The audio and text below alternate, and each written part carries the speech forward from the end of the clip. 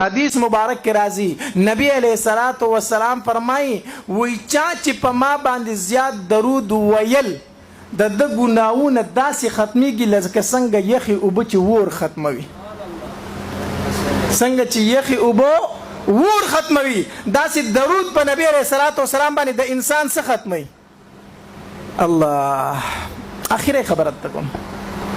درود چې کله زیات ویل کنا ستا په دنیا کې هر مشکل ختميږي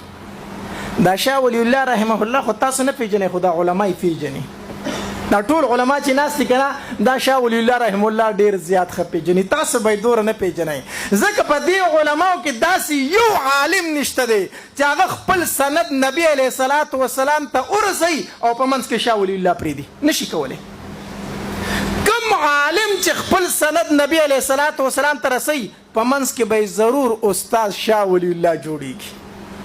زه چې اوس خپل سند د حدیث راوالم کنه او نبی علیہ الصلوۃ والسلام ته رسوم په منځ کې به د چا نوم راځي او کو دې مې پرېښود نو زما سند نبی علیہ الصلوۃ والسلام ته نه رسي دا د ټولو علماو دا چې ناست دي دلته کې دا امام شاه ولی الله رحمه الله فرمایي وی ما او زما خاندان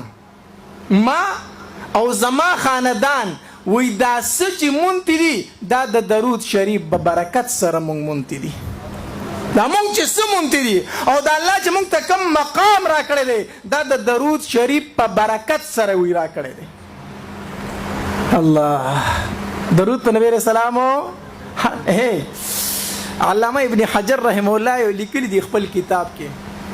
وی کوچرته یو انسان په نبی علیہ الصلوۃ والسلام داسې درود وای لکه څنګه چې انسان سا اخلي نو په خبره نه پويږي یو انسان په نبی علیہ السلام داسې درود وای لکه څنګه چې انسان